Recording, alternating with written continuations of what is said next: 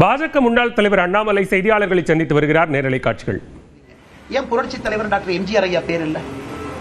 கருணாநிதி அவர்களை விட சமகால அரசியல்ல இவரும் முதலமைச்சராக இருந்திருக்கிறார், மக்கள் நல்லது பண்ணிருக்காங்க. அதனால இந்த ஜிஓவே உங்களுடைய தலைவர்களை ப்ரொமோட் பண்றதுக்காக ஒரு ஜிஓ வச்சிருக்கிறீங்க. அதே போல பட்டியல் சமுதாயத்துல பிறந்து பெரிய தலைவர்களாக வந்த யாரு பேர் இல்லையே? ரட்டமலை சீனிவாசன் ஐயா பேர் இல்ல, எம் சி ராஜா ஐயா பேர் இல்ல, யாரு பேர் இல்லையே? ஏன் இல்ல? முத்துராமலிங்க தேவர் ஐயாவை இன்னுமே ஜாதி தலைவராக பார்த்துக் கொண்டிருக்கின்றார்களா தமிழகத்தினுடைய அரசு?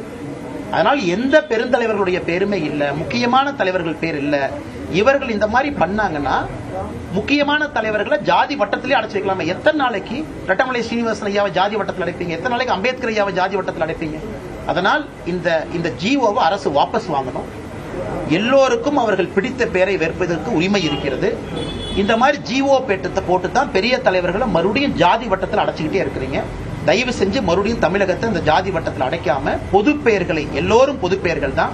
புரட்சி தலைவர் டாக்டர் எம்ஜிஆர் ஐயாவுடைய பேரே வைக்கக்கூடாதுன்னு அந்த ஜிஓட சொல்றேன். இதை விட கொடுமை என்ன இருக்கும்? நீங்க போட்டிருக்கிற சாம்பிள் பேர்ல எம்ஜிஆர் ஐயா பேர் ஏன் இல்ல? கருணாநிதி ஐயா பேர் இருக்குல்ல, இருக்கட்டும், நான் அப்போஸ் பண்ணலீங்கன்னா நம்முடைய முதலமைச்சர் பேர் இருக்கட்டும்.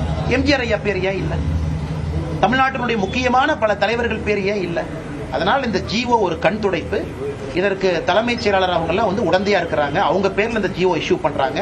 இதை விட பெரிய வருத்தம் எங்களுக்கு என்ன இருக்க முடியுங்க? நன்றிங்க. தேர்தலுக்கும் கூட்டணிக்கும் டைம் இருக்குன்னு சொல்லிருந்தீங்க. ஆனா நேற்று நடைபெற்ற அதிமுக பரப்புரை கூட்டத்தில் தாவேகா கொடி பறந்ததுக்கு கூட்டணி பிள்ளையார் சுழின்னு சொல்லியிருந்தபடி அந்த பிள்ளையார் சுழி பாஜக கூட்டங்களை பிரதிபலிக்க வாய்ப்பு இருக்கா?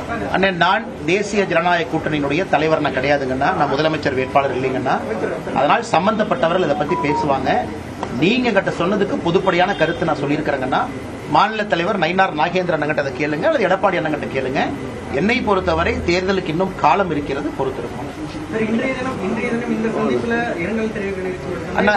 அண்ணா இல்லைங்கண்ணா, அண்ணா எனக்கும் இந்த குடும்பத்திற்கும் 2009 தொடர்பு இருக்குங்கண்ணா.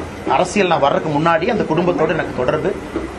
குறிப்பாக கேப்டன் ஐயா ஒரு பெரிய மனிதர், அரசியல்ல ஒரு புரட்சி ஏற்படுத்தவங்க. 2009 லோக்சபா தேர்தலையே நான் கேப்டன் ஐயாவை அருகில் இருந்து பார்த்திருக்கேங்கண்ணா. சுதீஷ் அண்ணங்கிட்ட அன்னையிலிருந்து எனக்கு நட்பு இருக்கு. 2009 நினைக்கிறதுல 16 ஆண்டுகள் சுதீஷ் அண்ணன் பக்கத்துல பார்த்திருக்கேன், தூரத்துல பார்த்திருக்கேன்.